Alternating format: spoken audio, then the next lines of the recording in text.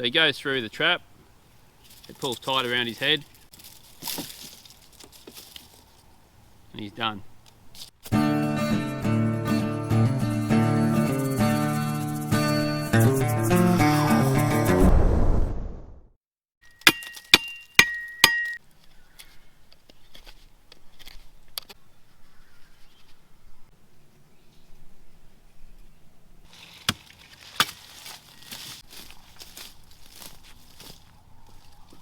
Okay folks, thanks for clicking on the video. So I'm out here in the bush.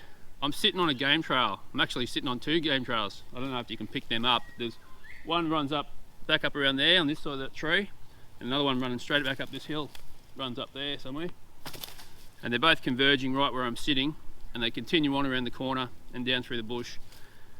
So I want to do a trap video for you, and I'm going to do 3 traps in 3 minutes if I can.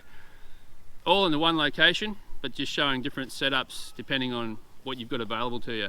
So I've already gone out, collected my materials, and just when I'm walking around, don't want to be collecting them from where I'm going to be setting up a trap. I'm here in Australia. The laws are we can't set traps and leave them set and trap animals. So I'm going to be setting this up, filming it, and once I'm done I'll pull it down and take it away. Yeah, we just don't want to be catching native wildlife. There's a lot of introduced animals in Australia, but you don't know what you're getting with a primitive trap. So that being said, yeah, these aren't going to be left set up. And the idea with these traps is the television show alone, and they can't take modern gear, so there's no snare cables and trigger systems and bungees and all that sort of stuff. So I want to do a primitive setup that you could use material that you would have available to you if you're on the alone show. And I've already gone out, got my trigger systems, got some paracord, and I've got some red stuff just so it shows up better on camera, hopefully, rather than the brown that's going to blend in with everything. Alright, let's get into it. So I've literally gone 5 meters. You can still see the gear back there where I've left it. So the trail comes along here and it runs right through where I'm sitting. So I've got this tree that I'm going to use as the basis of my trap. Obviously it's too thick. I'm not going to make a spring pole out of this. And that's the situation you're faced with. If you might find a great location where you've got trails converging and they're all funneled into one spot and you've got nowhere to set up. Obviously you could have a snare on the ground, but if you've got predators around, foxes and wolverines, you might come back and you caught something, but it's gone. So the idea is you've got to get it off the ground.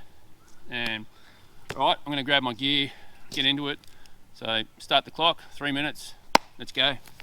Lash that onto the tree, and then I've put a bit of paracord on the top here. As I said, I've used red just so you can see it, hopefully. And this will be my spring pole for the first 2 traps that I'm going to do, and then I'll change it up to something for the 3rd one. So that's going to bend down, and then when it triggers, it's going to snap back up.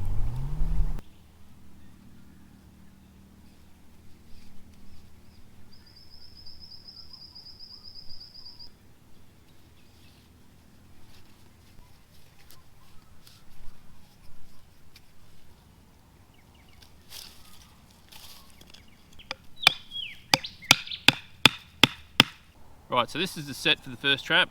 Got if you can't find something with a branch on it, you can cut your own notches in, but I just look for something with where a branch came off of it and use that as a point, so it's less work that I have to do. And you don't necessarily have to check it in around the top like I did. That's just to make it a bit more fancy, but if you had a knot there, another branch, that'd stop the rope sliding off the top anyway. So you want to keep your head away from all this as you're setting it, just in case it goes off and you don't want to lose an eye. And you're just slowly letting the... Right, so that's set. Now, depending on what you're after, will determine the size of your snare. So I'm just going for rabbits, or pretending I'm going for rabbits. So I want something about that big, about that far off the ground. Now obviously, a rabbit would just, walk around that. So you want to channel them in. If you go too crazy with it, they're going to know something's up and they're going to avoid it. You got to remember they use this trail possibly their whole lives. So if they come along on one night and everything's changed and you've got all these stakes in the ground, they're going to go, what's going on here? More natural is a branch would come down in a bit of wind. So I've just got some dead branches here that I've collected. I can just simply throw that on the ground like that and just form a natural channel. It doesn't seem out of the ordinary. Branches fall down all the time on their trails. You're used to that. And last thing I want to do is I'm going to put a little stick in, just so when he's coming along, he's going to lift his head up to go through the trap, through the snare. So I've just got a little stick. I'm going to put that in the ground.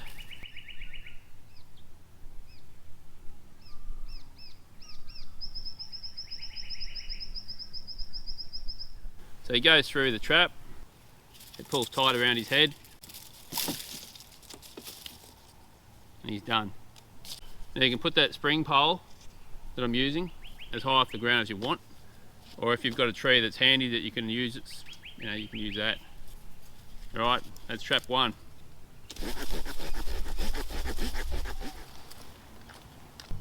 So to set it, just going to have that there.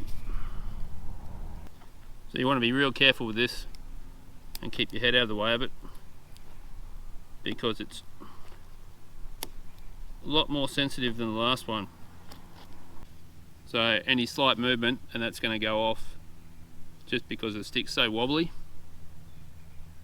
But that's the set. And then we need a snare.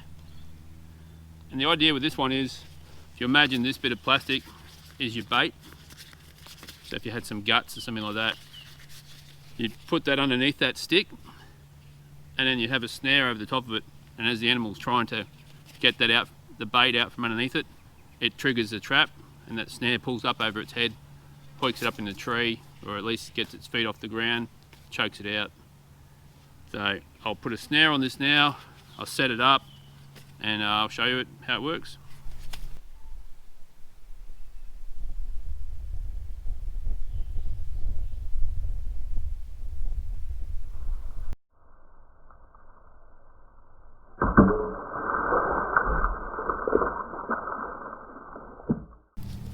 Alright, so what are we up to? That was trap 2. So this next trap, I'm still going to use this same base, but I'm going to take everything else away. Okay, so the idea of this trap is, if you don't have a spring pole, you don't have a piece that you can tie onto a tree, you can use a seesaw. They call it a seesaw. So in effect, that will hook under there, and I'll have a weight at the end of that. So when it triggers, it'll pull the animal up in the air. Now it's not going to set it tight real fast. So the idea is the snare will pull tight on the animal. It'll struggle, trigger the trap, and slowly get pulled up into the air, and history. The first trap I showed you is for small game, like rabbits and things like that. This one here, you could use it on rabbits, but you can upscale it. And what I mean by that is, say there's another tree here, and I haven't got this stake in the ground, so it's actually a solid tree. I can cut a notch into that, and I have that hooked into that notch, so there's no fear that it's going to pull a stake out of the ground because it's a tree. And then if you imagine this upscaled, so it was that diameter all the way, and then you hung a big heap of logs on the end of it, so you could tie heaps of stuff on the end of it. You could use this to catch wild pigs, deer, you name it. And it's going to have a lot of weight and strength because it's hinged, so there's more weight at that end than there is at this end. I've actually cut an extra notch in the top of this now. If I had done the original notch up high, I wouldn't have had to have, and I still don't really need to. It's just that when this is pivoting off of here, when it triggers, it can slide up, and it's it could impede it, or it could jam up against it. But by having it in the top there, when it triggers, there's nothing above it. It can just go straight up. So that's the reason for that, putting that notch in there.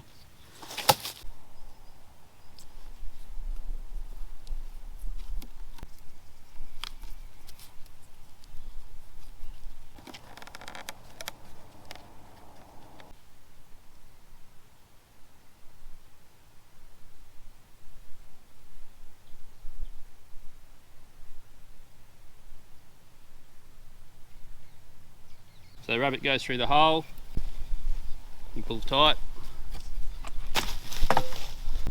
What more do I need to say? He's off the ground, and again, if you put a lot of weight on that end, you can hold a lot of weight in the air. So